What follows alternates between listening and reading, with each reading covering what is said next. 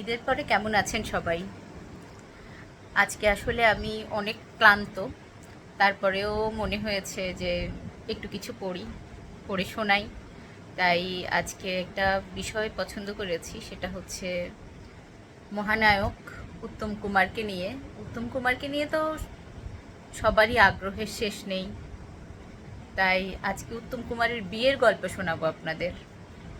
তার ভাই তরুণ কুমার উনি লিখেছিলেন ওনার জীবনীতে উত্তম কুমারের বিয়ে সম্পর্কে, সেখান থেকে একটুখানি পড়ে শোনাচ্ছি।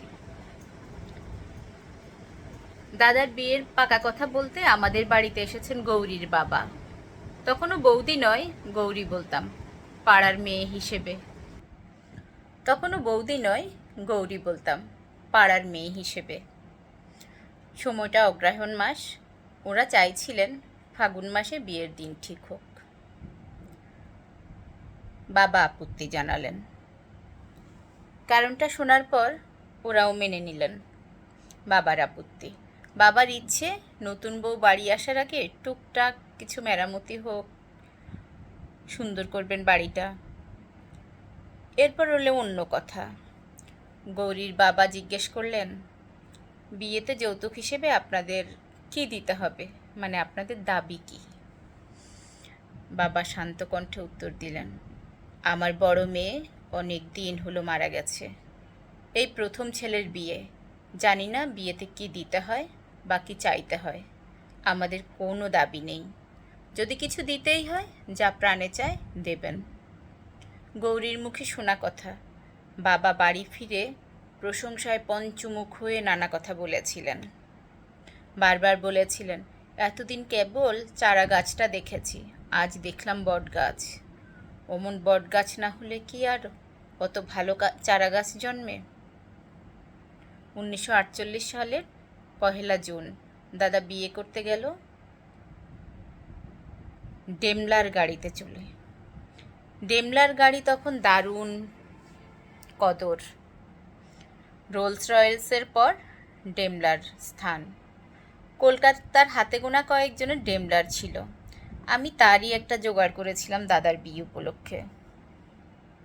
আসলে বিয়ের কদিন আগে দাদা বলল, বুড়ো, কোন গাড়িতে করে আমি বিয়ে করতে যাব? এখনো তো সেটাই ঠিক হলো না। আমি ঘাড় পেতে দায়িত্বটা নিয়ে বললাম, গাড়ি নিয়ে তোমায় দুশ্চিন্তা করতে হবে না, তুমি অন্য সব দিক দেখো। বিখ্যাত ক্যামেরাম্যান বিদ্যাপতি ঘোষের জামাই ছিল মলয়, আমার বন্ধু। বিশাল কলিয়ারি ব্যবসা ওদের, নিউ আলিপুরে বাড়ি। বেশ কয়েকটা গাড়িও ছিল, সেখানেই দৌড়ালাম গাড়ি চাইতে বন্ধুর কাছে। মলয়ের বাবা মা দুজনই আমায় খুব স্নেহ করতেন। প্রথমে ওদের ফোর্ড গাড়িটা চেয়েছিলাম সংকোচের সঙ্গে। মলয়ের বাবার কানে কথাটা যেতেই বললেন, বুড়োর দাদার বিয়ে, গাড়ি চাইতে এসেছে, ফোর্ড কেন, ওকে আমাদের ডেমলারখানা দিয়ে দাও। ফুল দিয়ে সাজানো ডেমলার দেখে বিয়ের দিন তো দাদার চক্ষু চড়ক গাছ। একপাশে ডেকে নিয়ে নিচু গলায় বলল, বুড়ো, এ কি করেছিস? কাল পর্যন্ত কাল পর্যন্ত গাড়িটা থাকবে তো, নইলে প্রেস্টিজে পড়ে যাব। ডেমলারে চড়ে বর বিয়ে করতে যাবে আর ফিরে আসবে ট্যাক্সিতে করে, ব্যাপারটা কি ভালো দেখাবে? যদিও জানতাম কাল পর্যন্ত গাড়িটা পাওয়া যাবে, তবুও কোনো ঝুঁকি না নিয়ে ড্রাইভারকে আড়ালে ডেকে জিজ্ঞেস করলাম, কালকের জন্যে মলয় বলে দিয়েছে তো? ড্রাইভার মানুষ হিসেবে খুব সজ্জন ছিলেন। আমাদের দুশ্চিন্তার কারণ উপলব্ধি করে বললেন, আপনাদের ভাবনার কিছু নেই। আমি রাতে আজ নিউ আলিপুরে ফিরে যাব না, ওই এখানেই গাড়ির মধ্যে রাতটা কাটিয়ে দেব। কাল দাদা বৌদিকে বাড়ি পৌঁছে দিয়ে তবেই আমার ছুটি। কৃতজ্ঞতায় আপ্লুত হয়ে গিয়েছিলাম সেদিন। এমন সব ভালো মানুষ জন্মেছেন বলেই তো পৃথিবীটা এত সুন্দর। যদিও গৌরী দেবী আর আমাদের বাড়ির দূরত্ব খুব বেশি ছিল না, তবুও বরযাত্রীর দল গিয়েছিল গাড়িতে। বিয়ের পর খাওয়া দাওয়া সেরে আমিও বাড়ি এসেছিলাম বরযাত্রী দলের সঙ্গে। দাদার বিয়ে, ভাই কি বাসর সঙ্গী হতে পারে? পরে শুনেছিলাম দাদার বিয়ের বাসর খুব জমেছিল। দাদা বৌদি দুজনেই গান জানে ভালো। গান, গল্প, হাসি তামাশায় কেটে ভোর হয়েছিল। আমাদের নিয়মে বউ নিয়ে বাড়ি ফেরার কথা সকাল সকাল। বৌদিকে নিয়ে দাদা ডেমলায় চড়ে যখন গিরিশ মুখার্জি রোডের বাড়িতে সামনে এসে দাঁড়ালো, সারা পাড়ার লোক জড়ো হয়েছিল। নতুন বউকে দেখতে কে না চায়? অনেকেই আগে বৌদিকে দেখেছে, পাড়ার মেয়ে গৌরী, আগে দেখবে নাই বা কেন? কিন্তু সকলেই সেদিন স্বীকার করলো মুখুজ্জে বাড়িতে এত রূপসী বউ এর আগে কখনো আসেনি। কথাটা আমরাও আগে জানতাম না তা নয়, বৌদির পরের চেহারা যারা ছবিতে দেখেছেন তারা মেলাতে পারবেন না সেদিন নববধূর সঙ্গে। তখনও গৌরী অতখানি মোটা হয়নি, এক নজরে দেখলে মন বলে উঠত প্যারাগন অফ বিউটি। মায়েরও তখন শরীর স্বাস্থ্য ভালো। বৌদিকে বরণ করে ঘরে তুলল মা নিজে, এখনো চোখে ভাসে। মা প্রায় পাঁজা কোলা করে বৌদিকে নামাচ্ছেন ডেমলার থেকে। এইভাবেই প্রায় কুলে তুলে নিয়ে চললেন ঘরে।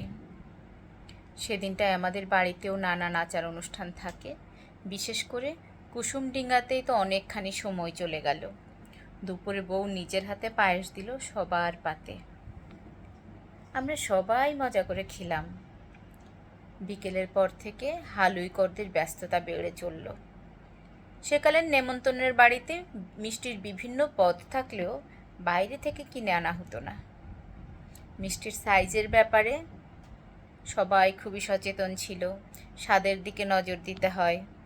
কেনা মিষ্টি কর্তাদের মন জোগাতে পারত না কোনোভাবেই। আজকালকার মতো ক্যাটারারও যত্রতত্র গড়ে ওঠেনি সেকালে। রাঁধুনি এনে বাড়িতে রান্না হতো, পরিবেশন করতো পাড়ার ছেলেরা। দাদার বিয়েতেও তাই হয়েছিল। বউ ভাতের রান্না করতে এসেছিলেন রাধু ঠাকুর, মামার বাড়ির দিককার রাঁধুনি, দারুণ সুনাম। মামার বাড়ি আহিরিটুলা অঞ্চলে বনেদি বাড়ির যে কোনো উৎসব হলে ডাক পড়তো রাধু ঠাকুরের। কেন যে ওকে নিয়ে লোকে টানাটানি করে প্রমাণ পেয়েছিলাম রান্নার পরে।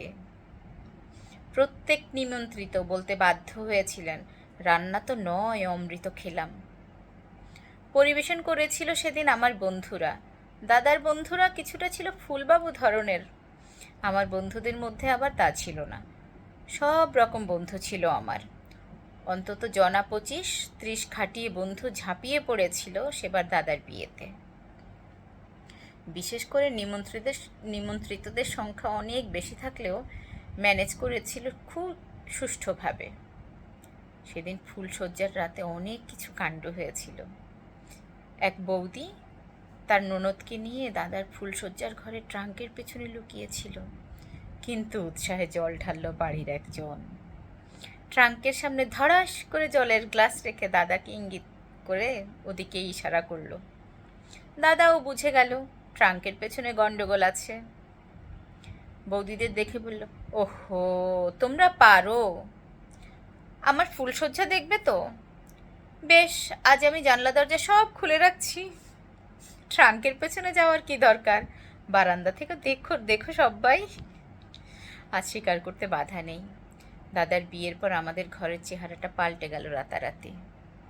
না, মধ্যবিত্ত পরিবারের ছাদ ফুটো হয়ে টাকার বৃষ্টি হয়নি, রাতারাতি আর্থিক অবস্থাটা পাল্টে যায়নি আমাদের। কিন্তু যে ঘরে মেয়ে থাকে না সে ঘরে কেমন একটা অপূর্ণতা থাকে।